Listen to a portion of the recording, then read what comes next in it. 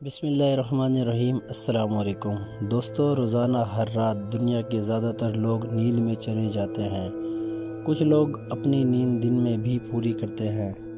انسان اپنی زندگی کا 33% حصہ سو کے گزار دیتا ہے، لیکن آج کی دنیا کی بھاگ دوڑ نے ہماری نیند کو کم کر دیا ہے۔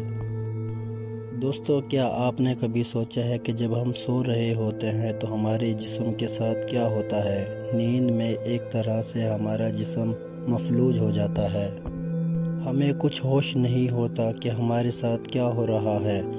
1950 سے پہلے ڈاکٹرز کو بھی پتہ نہیں تھا کہ نیند میں انسان کے ساتھ کیا ہوتا ہے۔ ڈاکٹر سمجھتے تھے کہ نیند انسان کا دماغ اور جسم کام کرنا چھوڑ دیتے ہیں، لیکن دوستو ایسا ہے نہیں۔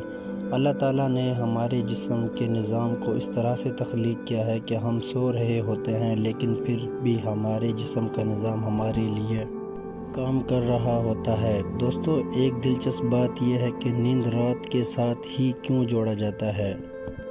اگر اندھیرا ہو تو انسان کو اچھی نیند کیوں آتی ہے؟ اس کی بھی یہ ایک وجہ ہے۔ آسان الفاظ میں سمجھاتا ہوں۔ ہمارے دماغ میں ایک گھڑی چل رہی ہوتی ہے، اسے بائیولوجیکل کلاک بھی کہا جاتا ہے۔ یہ گھڑی روشنی کو پک کرتی ہے، جیسا کہ اگر رات ہو یا اندھیرا ہو تو ہمارے دماغ سمجھ لیتا ہے کہ ہمارے جسم کو نیند کی ضرورت ہے۔ اس لیے وہ لوگ جو مکمل طرح سے اندھے ہوتے ہیں، انہیں کبھی کبھار سونے میں مشکل ہوتی ہے، کیونکہ ان کا دماغ روشنی یا اندھیرے کو پک نہیں کر پاتا۔ دوستو، نیند میں جانے کے بعد انسان 4 سٹیج سے گزرتا ہے۔ پہلی 2 سٹیج میں انسان نیند کی طرف جا رہا ہوتا ہے۔ اس میں انسان کی سانس اور ہارٹ بیٹ ریٹ سلو ہو جاتا ہے اور انسان کے جسم کا ٹمپریچر بھی کم ہو جاتا ہے۔ سٹیج 3 میں انسان گہری نیند کی طرف چلا جاتا ہے۔ اس میں انسان کے جسم کے مسلز ریلیکس کرنا شروع ہو جاتے ہیں۔ نیند کا یہ حصہ بہت ضروری ہوتا ہے، کیونکہ اس کا اثر ہماری یادداشت اور سوچنے کی صلاحیت پر پڑتا ہے۔ اور دوستو، آخری سٹیج وہ ہوتی ہے جب ہم خواب دیکھنا شروع کر دیتے ہیں۔ ہمارا جسم اس دوران پیرالائز یعنی مفلوج ہو جاتا ہے، تاکہ خواب دیکھ کر ہمارا جسم ہل نہ سکے۔ آپ سوچیں کہ اللہ تعالیٰ نے کتنی خوبصورتی سے ہمیں تخلیق کیا ہے کہ سوتے ہوئے بھی ہمارا جسم ہمارے لیے کام کر رہا ہوتا ہے۔ ہم لوگ اپنی دولت، خوبصورتی اور طاقت پر غرور کرتے ہوئے یہ بھی نہیں سوچتے کہ ہمارا جسم ایک سیکنڈ میں اللہ تعالیٰ کا محتاج ہے۔ دوستو، اس میں آخری سٹیج میں ہمارا دماغ بہت ایکٹیو ہو جاتا ہے۔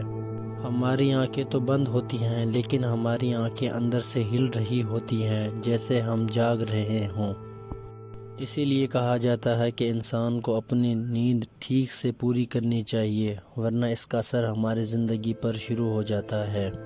1965 میں 17 سالہ طالب علم رینڈی گارڈنر نے امریکہ میں ایک تجربہ کیا تھا۔ یہ لڑکا 264 گھنٹے تک جاگتا رہا، یعنی 11 دن جاگتا رہا۔ دوستو، دوسرے دن ہی اس کی آنکھوں نے فوکس کرنا کم کر دیا۔ اس کے بعد یہ چیزوں کو ہاتھ لگا کر بھی پہچان نہیں پا رہا تھا کہ یہ کیا چیز ہے۔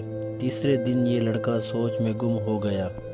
11ویں دن اس کی یادداشت پر بہت برا اثر ہوا اور اس کو اس طرح کی چیزیں نظر آنا شروع ہو گئی جو وہاں تھی ہی نہیں۔ یہ لڑکا بعد میں ٹھیک ہو گیا، لیکن اس کا مطلب یہ ہے کہ نیند ٹھیک سے پوری نہ ہونے کی وجہ سے انسان مشکل اور تکلیف میں پڑ جاتا ہے۔ ہائی بلڈ پریشر ہو یا ہارٹ اٹیک ہو یا پھر سوچوں میں گم ہونا، ان سب چیزوں کے چانس بڑھ جاتے ہیں۔ اسی لیے ہماری نیند پر ہمیں خاص توجہ دینی چاہیے۔